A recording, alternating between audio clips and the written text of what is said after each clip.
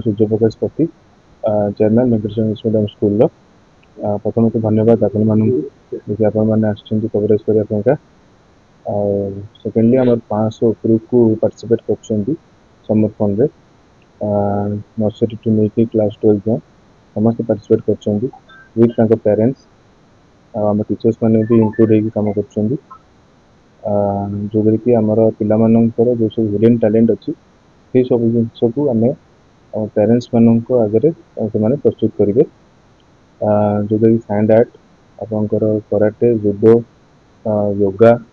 आपंकर dance song music tabla आपंकर violin समस्त सब प्रकार स्टेप्स नहीं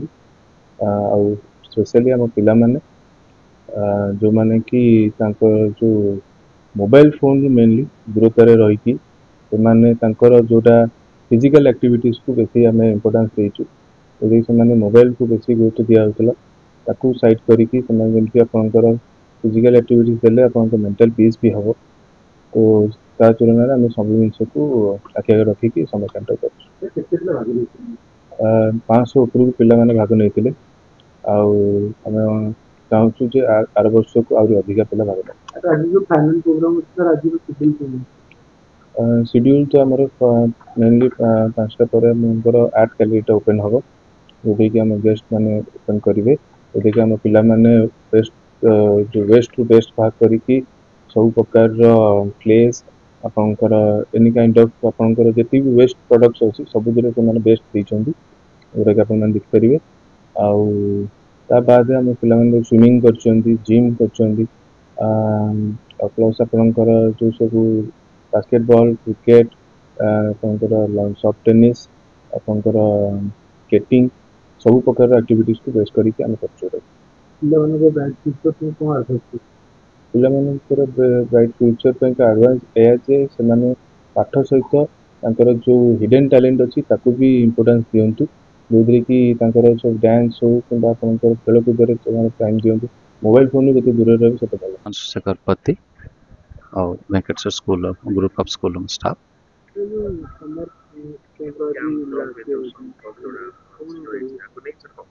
ये बहुत किसी शिक्षण जिनस अच्छी जो पिलामान आम से दवाई चाहूँ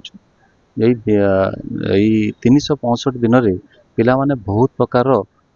मेंटल एवं फिजिकल प्रेशर रोचंती पाठ विषय तांको किसी रिलैक्स करने यहाँ गोटे माध्यम जोटा कि आम यार प्रयास करुचु पिला माने किछि तांकर एई 7 दिन भितर एवं 10 दिन भितर जो जीति दिन से अचीव कले निजर लुचि रही प्रतिभा को आगू आने चेष्टा कले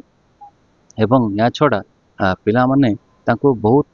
प्रकार जो विभिन्न प्रकार आजिकल सोशल मीडिया तो आरंभ कर अन्य प्रकार जो मोबाइल तांको व्यस्त रखुची दैनंदिन जीवन में सेठू किछि दिन से निवृत्त रहिले जोटे हेल्थ एवं मेंटल प्रेशर से निश्चित भल बोली भावी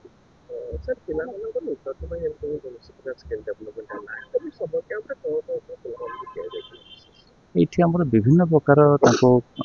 एक्टिविटीज इनवल्व करूँ एवं आपंकर से धरतु पिला माने हमर मेन हूँ स्विमिंग रे से एक्टिव रही स्विमिंग पूल एक्टिव कर घोड़ा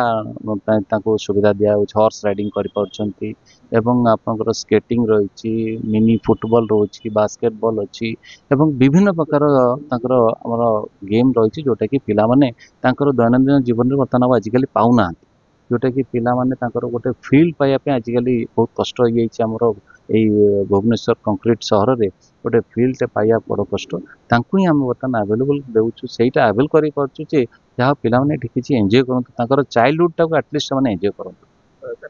अधिकांश क्षेत्र देखा जाए कि जल्दी आजकल देखते अपराध आजकल बढ़ी पिला माने के सेल्फ डिफेंस जोटा कि ऊपर किसी गोटे ट्रेनिंग देवाटा आजकल जरूरी हो पड़ी निश्चित निश्चित आप ठीक कथा मत प्रश्न पचारे तापाई आम ये जुडो कराटे ताइकोंडो एवं विभिन्न प्रकार आहरी आम एमती ट्रेनिंग दौचु पिलामानकु से सेल्फ डिफेन्स यहाँ निश्चित कम लगे पर्टिकुलाली आजिकल जो टाइप हारासमेंट होती मेनली लेडीज और गर्ल्स जमी हारासमेंट हो प्रोटेक्शन देवाई आम यहाँ जदि भविष्य आमर लगे से बंदोबस्त किसी आम ट्रेनिंग दौचु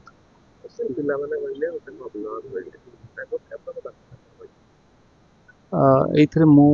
ଏତିକି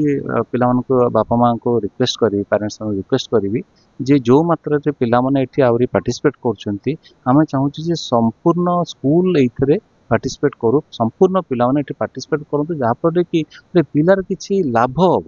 ଆମେ ଭାବୁଛନ୍ତି ଯେ ଠିକ୍ ଅଛି ଛୁଟି ମିଳିଲା ଆମେ କୁଆଡ଼େ ବୁଲିବାକୁ ପଳେଇବା, ଯାଆନ୍ତୁ କିଛି ମନା ନାହିଁ, କିନ୍ତୁ ପିଲାମାନଙ୍କୁ କିଛି ତାଙ୍କ ଶାରୀରିକ ଏବଂ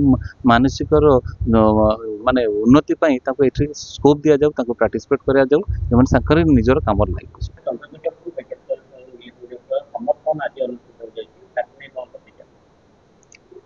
ମୁଁ doctor Shashank Shekhar Pati, vice president Venkateshwar English medium school. ଆଉ ଆଜି ଆମର ଭ୍ୟାଲିଡିଟି ଡେ ଆମେ ପାଳନ କରୁଛୁ, means the closing day of the summer camp. ଆମର 11 ଦିନ ହେଲା ଏଠି ସମର କ୍ୟାମ୍ପ ଚାଲିଥିଲା, ଆଉ ପିଲାମାନେ ଏତେ ଖୁସି ଥିଲେ, ମୋର୍ ଦେନ୍ 500 ଷ୍ଟୁଡେଣ୍ଟସ୍। ସେମାନେ ଲାଗୁଥିଲା ଯେମିତି ସେମାନେ ଯେମିତି କି ଗୋଟେ ପକ୍ଷୀକୁ ତାର ଇଏରୁ ଛାଡ଼ିଦେଲେ ଯେମିତି ସେ ମନ ଖୁସିରେ ଉଡ଼େ, ସେଇଭଳିଆ ସେମାନେ ଏଟାକୁ ପାଳନ କଲେ। ଆଉ ବହୁତ ଖୁସି ଥିଲେ, ସେମାନେ ଡିଫରେଣ୍ଟ ଆକ୍ଟିଭିଟିଜରେ ପାର୍ଟିସିପେଟ୍ କଲେ।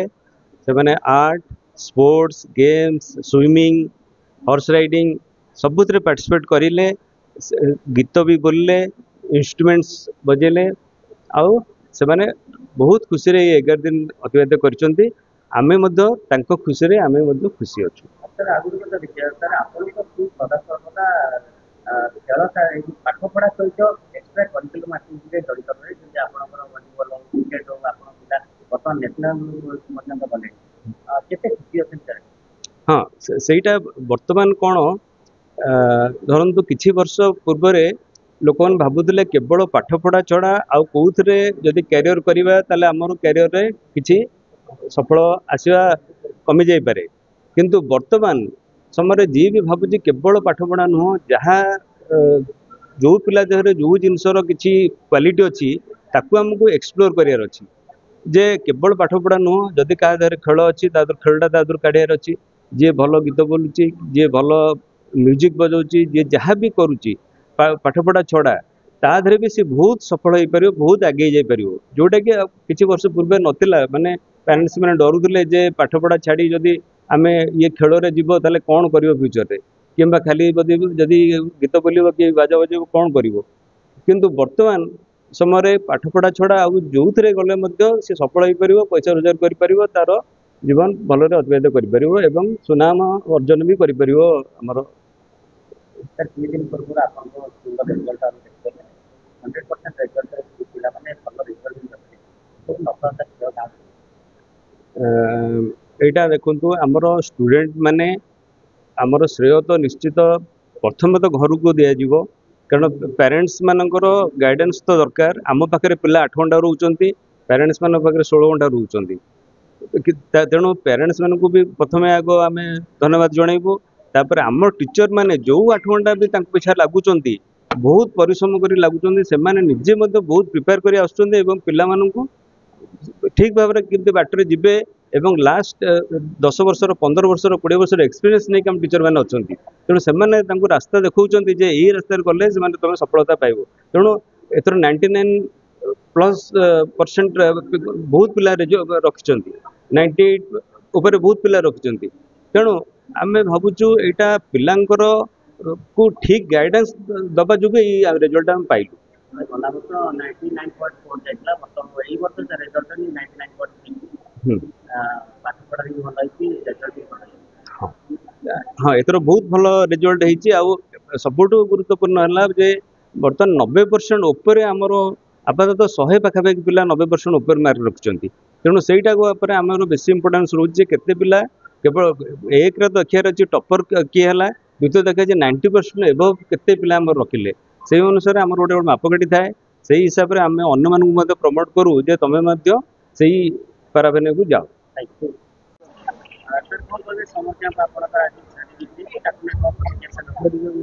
ନିଶ୍ଚିନ୍ତ ଭାବେ ସମର କ୍ୟାମ୍ପ ଆମର ଯେମିତି ପ୍ରତିବର୍ଷ ପାଳିତ ହୁଏ ମେ ମାସରେ, ଆମେ ସେମିତି 10 ଦିନ ଧରି ପାଳିତ ହୋଇଛି।